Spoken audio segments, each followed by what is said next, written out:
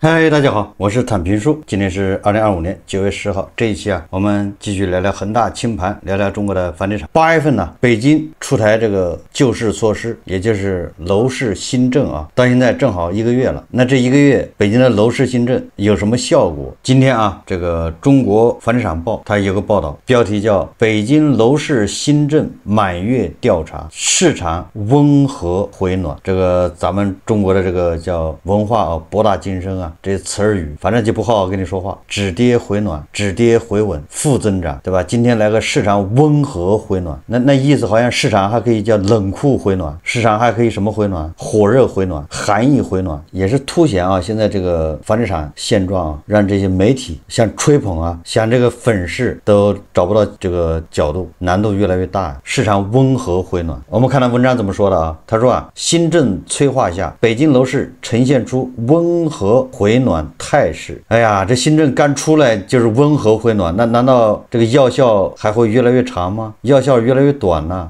这药下去了，你是温和回暖，那后面就没有效果了。来自北京市住房和城乡建设委员会网签数据显示，8月北京新房住宅网签3135套，环比上涨 8.8%； 二手房住宅网签13331套，环比上涨 4.3%。科尔瑞统计数据也进一步印证了市场回升态势。8月北京新建商品住宅成交2733套，环比上涨 6.2%。新政下，北京通州区一热销项目就迎来了一波看房热潮。据这一项目销售人员介绍，新政发布后，到访量增加了 20%到 30%， 周中日日均到访60到100组，周末2天到访超500组，促进了一些观望客户成交。就这些客户本来也有买的意愿，但是就是迟迟不动手，在观望。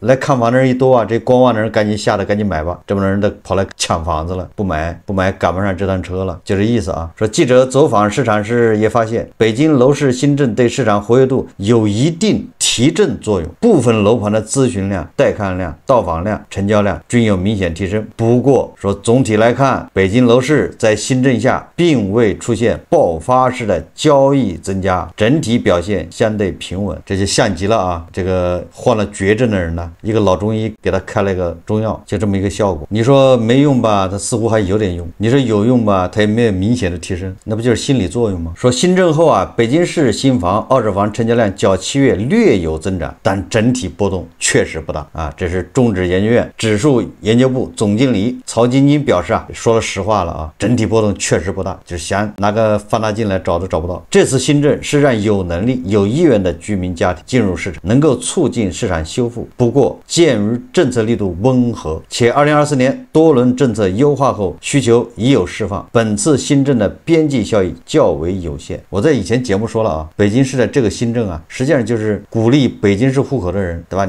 你再买一套做投资吧，或者买2套。那现在这个情况，谁敢买房投资你这房价能稳得住吗？对吧？显然他这一招不是给刚需房的对吧？在这个新政下买房的都是投资客。位于北京5环外通州区的一新盘项目招商什么揽月，迎来了一波看房热潮。9月8日中午，记者走进该项目售楼处，看到除品牌墙周围有不少客户正在咨询了解外，还不断有客群陆续从样板间观看出来。限购放松后，有部分家庭因套数限制只能买大面积房源，现可拆分购买2套小面积的，缓和婆媳同住等居住矛盾。你说这不叫扯吗？这种需求能有多少？刚需客户明显增加，客户购房信心有所提升。科尔瑞数据显示8月份什么招商揽月以成交面积 0.86 万平米，位居5至6环商品住宅项目成交面积榜首，成交额 4.96 亿元，位列第2。北京市昌平区的中海未来之境同样表现不俗，新政后未来之境改善型大户型实现热销，8月份完成网签40套，成交面积 0.45 万平方米，月内成交金额 2.77 亿元，成为昌平区商品住宅成交金额面积双料冠军。你说你扯来扯去都是2个亿、4个亿的，跟上海没法比上海那个豪宅日光盘一天都是100亿，对吧？5000万一套的房子都是日光，你这合着出个政策才一天1个月，还不是一天1个个月卖3个亿，这真叫能扯啊！据中海未来之境销售人员介绍，购买129平方米户型的主要是高净值人群，因内城老房子价值阴跌而置换优质新房；另一类是在海淀区或昌平区南部工作的经理人士，需要就近买房实现直住平衡。北京市通州区花屿锦云项目趁新政发布之际紧急开盘，推出113套房源，首开去化率80%。8月份周中日均到访20到30组，日均成交2套；周末日均到访60到70组，日均成交5套。这不就挤牙膏一样的吗？可惜啊，好景不长啊！这个叫花屿锦云售楼处项目销售人员表示啊，最近1周带看量有所下降。你说这个就管1周2周的，限购放松初期市场迎来短期热点，后因竞争加剧等因素，成交量也在往下走。所以简而言之啊，也就是药效是越来越短了。此外，为促进销售，不少楼盘推出优惠方案，就卖不动怎么办呢？卖不动就打折啊，对吧？北京市朝阳区金茂项目推出一口价房源，置业顾问表示，新购房可在原有折扣基础上额外再打99折。房地产业内人士表示啊，上半年北京市新房市场在高端改善盘带动下实现量价齐升，不过区域和项目之间分化明显，除部分楼盘实现首开高区化例外，多数楼盘表现不温不火。这是新房啊。那二手房呢？说二手房市场量升价跌，也就成交量多了，但是价格降了。北京楼市新政同样带动了二手房市场活跃度。政策发布以来，带看量和成交量有显著提升，五环内项目客户入手的频率也在增加。一位活跃在北京昌平回龙观区域的房屋中介机构人士表示啊，虽然成交有所上升，但成交价格处在下滑。据相关数据显示，8月份北京市二手成交均价46524元每平米，环比下降2%，同比下降10%。那你说你敢在北京买房吗？你现在这个新政就是鼓励别人炒房啊，就是投资啊。北京的8月份二手房啊，跟去年8月份比跌了10%，也就是你500万买的房，现在450万了，你还会买吗？环比啊，跟7月份比跌了2%，就是你7月份500万买的，你到了8月份，你这房子就值490万了，你这1个月能挣10万吗？所以说你看啊，这就为什么这个新政没啥用的原因啊，因为它的新政主要是鼓励你去投资的，对吧？你多买1套，多买2套也行，多买3套。说如北京市回龙观区万科天地小区一套87.8平方米2室1厅房源挂牌355万，最终309万成交，较大的溢价空间是当前买方市场一个显著特征，对吧？这个时候能拿钱出来买房的那都是勇士啊，本来就很少稀缺。综合来看，北京二手房市场自3月份创下19234套峰值后，便持续以价换量，核心区域二手房源凭借教育资源与地段优势，成交持续走俏。但对多数区域业主而言，只有接受合理甚至偏低的售价，才能加速出售进程。也就是对房东来说，你要想把房子卖了，你就降价，没别的招啊。这个北京的二手房3月份创下新高19000套，那都是因为这个小孩上学闹的啊。很多地方小孩上学报名截止时间是5月份、6月份。5月份的时候，那你就得什么住址证明啊，对吧？你的户口等等那些东西都得落实。那这就是要求你房子必须在3、4月份就得搞定，对吧？就得过户，房本就得拿到。所以那个时候有这个学区房的事情，小孩上学的事情，所以3月份每年啊都是高点，你比那个3月份没有意义啊。这就是北京啊楼市新政1个月成绩单。这么看的话，确实只能用温和回暖来形容啊。如果这个小编啊媒体说市场回暖，这确实良心上过不去。你要说没反应，这恐怕这个也交代不过去啊，对吧？领导不答应，你这不是唱空吗？所以啊，只好搞一个市场温和回暖。没办法啊，这小编啊、记者啊，都是也想保工作啊、保收入啊。我们再看看这个过气网红城市杭州啊，今天我看了一下热搜上面啊，全是这玩意儿。我也不知道这个是不是有人啊买的热搜，或者是发动了媒体资源啊。就是什么呢？讲的是一个杭州啊，有个业主啊，在那个绿城钱江新城那儿一个什么项目啊，花了2000万买到天价豪宅，结果啊交房的时候他请了一个叫什么验房的收房，结果验出了120个问题。你说这叫什么事？你花了2000万买个房子，完了一验房全是问题啊！业主表示天塌了，这是上了网上热搜啊，这个铺天盖地的，好多媒体都在报道。具体怎么回事，大家看视频啊。主卧的玻璃，包括所有什么书房的那些玻璃啊，都有模糊纹，很明显的模糊纹。就在太阳光照射下是特别明显。这3片第一次来就看到了，而且验房师也看到了，他给我的答复说什么开发商这个是允许的，质量没有问题。仰视着观察，能看到主卧落地窗的3片玻璃上有竖条状的纹路。蓝女士这套房子位于杭州芝兰悦华轩小区，属于钱江新城2期板块。2023年，她通过摇号花2000万左右买的278平米，5室2厅。经装修交付的时间从明年提前到了今年6月底。他找人验房，报告说有120个问题，标注严重的有大理石地板3处空鼓，多处裂纹划痕等等。天塌了，毕竟自己花了这么多钱买了这么个房子，然后100多项问题里面有几个最大的问题就是空调不制冷，空调不制冷，夏天怎么入住呢？主卧空调打了很久，打了1-2个小时都达不到26度，都是在30几度。蓝女士在主卧放了电子温度计，采访时测出了33.3摄氏度。她还指出，客厅的浅色块地砖也有问题，比如这块上面有发黄的印记。这块大理石明显是他们修过的，我要求他帮我更换。蓝女士要求开发商修好空调，把客厅浅色块地砖全部换新。经过联系，开发商方面回复，本项目空调配置符合国家规范，近期持续高温天气可能影响体验感，后续业主入住后可通过软装布置，如增加家具、加装窗帘等措施，提升使用效果。业主所反映的玻璃纹路属于钢化玻璃正常的应力斑现象，并非质量问题。石材损坏部分经业主签字确认样品后现已到货，但天然石材存在色差，属正常现象，在业主未同意更换的情况下暂未实施。蓝女士还想反映另一个问题，买了188.8万一个家装包，我当时为了他买，是因为这个家装包的设计师是样品房的设计师，我挺信任他的，我感觉这个样品房我还是挺满意的，挺喜欢的。然后还有一点就是他能与这边的施工方同步进场，然后他承诺于我于交付日是同步交付的，但是现在交房了，他一点都没交付给我。现在家装包就给我装了几根电线，设计师从我买了这个合同到现在从来都没见过面。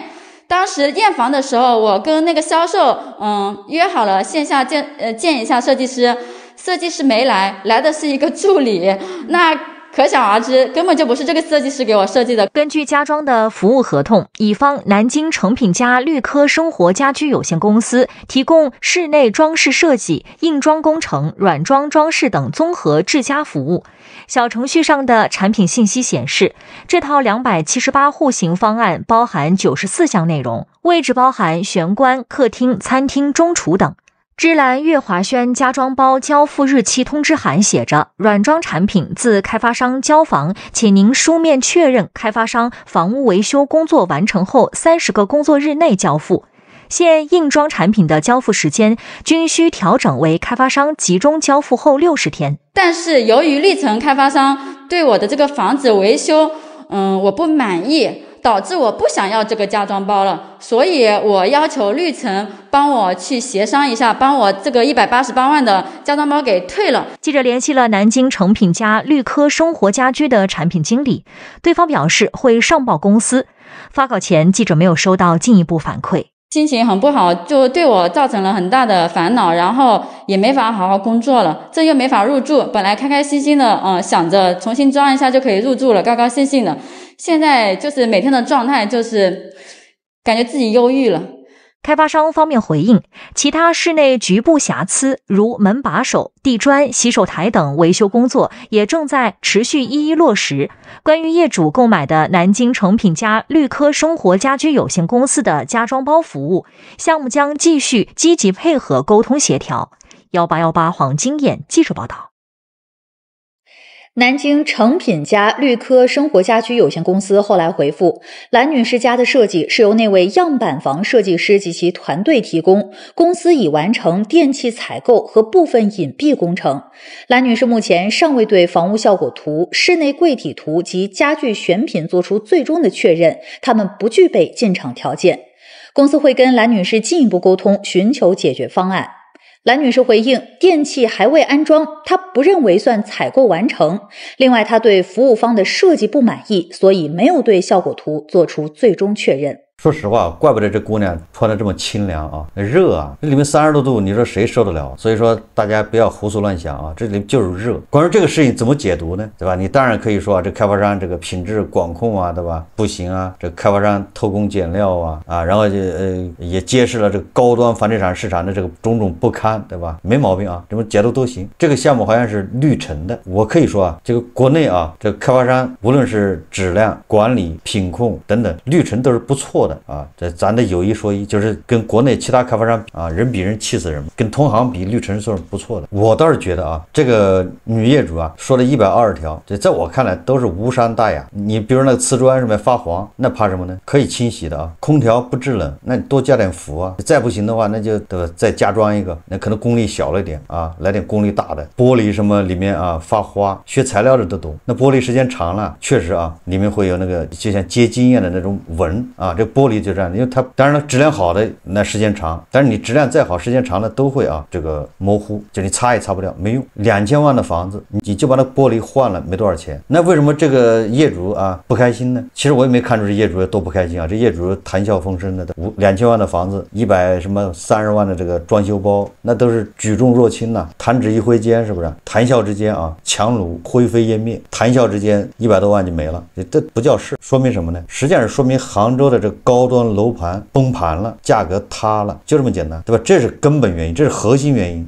至于那个地砖发黄、玻璃发毛、空调不制冷，那都是皮毛啊！你想一想吧，他是2000万买的房子，20几年买的，23年还是22年买的？2000万买的，如果交房的时候，这房子已经涨到了2800万，我想问问，这业主还有这么多事吗？这都不叫事了，对吧？800万已经赚到手了，你还要什么自行车啊？对开发商来说也是一样啊，房价涨了2800万，对吧？涨了800万，你要是不满意，你把房子退给我啊，我对吧？我首付还给你，没毛病，对吧？我再转手一卖，3000万卖出去，开发商不又赚钱了吗？对吧？只要房价一涨都好说啊，对吧？你开发商也很开心，你不行就退嘛，咱别那费劲，业主也开心。实在不行啊，物业说我给你免1年物业费，马上啊就和解了，皆大欢喜，大家都非常开心。为什么闹着啊上了热搜，全网都是，完了这个还媒体去采访，就是咽不下这口气啊。这房价现在估计是2000万买的，现在1500万了，赔了500万，完了你这里面还有这么多小毛病，谁受得了啊？对吧？所以主要问题还是房价跌了，也就是说明这个过气网红城市杭州啊，豪宅正面临崩盘。这些炒房的人发现当初摇号啊排队买的房砸手上了，本来人家准备一倒手，对吧，赚个几百万，对吧，轻松的赚个180万的，像这个房子他怎么着都要挣个700-800万了，否则都不叫成功啊。好了，这样砸手上了啊。好在这个开发商是绿城啊，绿城现在虽然说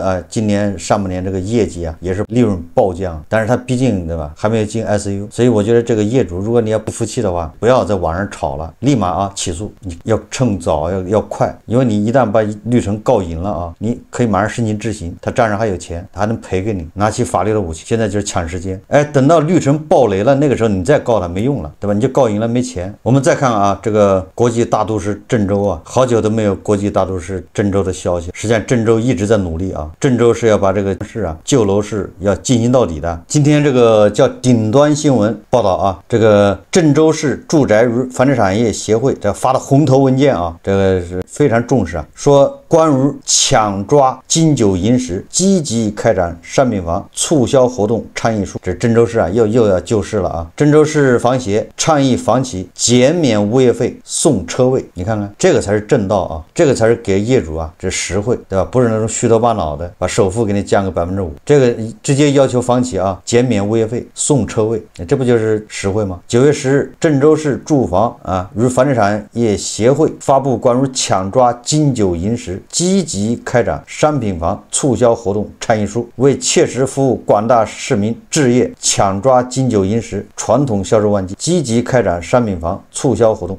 这就倡议了啊，说制定金九银十购房优惠措施，开发项目推出金九银十特惠房源，开展购房送家电、送旅游、减免物业费、送车位、送消费券等促销活动，以最大诚意回馈广大消费者。你说你去年买这房子啊80万，今年买这房子还是80万，虽然价格没降，但是他送你一个车位，那不就合适了吗？是不是道理啊？去年你买这房子80万，今年买还是80万，但是人家免你5年物业费，这也不错啊，对吧？这个叫实惠啊，实实在在。然后还要求啊，他还建议经纪机构制定降低佣金政策，也就是中介，对吧？你少收点中介费，还收1个点、3个点的，干啥呢？对不对？赚钱都不容易，少收一点啊！鼓励开展一站式服务，一次性收费，提升服务质量，助力市民安心置业。说明郑州这个楼市确实没招了啊！政府反正也就这样了，该出政策是出完了，什么解限购是不是？限售那就全都出完了，他还能出啥政策呢？除了政府出叫什么购房券，那郑州也没钱呢，所以只好让开发商出血，对吧？开发商你们物业费免一免，车位送一送，再让中介出血，对吧？中介你少收点中介费，只能这样了。这个9月份啊，已经过去10天了，我们看看媒体统计的啊，9月份的这个新房销量，截止到9月9号啊，这个15个城市，北京、上海、深圳、广州，就是重点城市啊，住宅销量同比啊下降30%，就比8月份北京、上海、深圳都出政策了啊，结果9月份这前9天同比下降30%，也就是啊，这新房就是一个崩盘走势，没有成交。北京啊，这个新房与去年9月同期相比是下降31%，深圳是下降了21%，也就是新政一点用都没有啊。上海是涨了新房啊，上海所以说特别奇怪，上海是涨了12%，15个城市合计啊，与去年同期相比降了30%，这就是崩盘走势啊。这个上海涨跟那个豪宅有关系啊。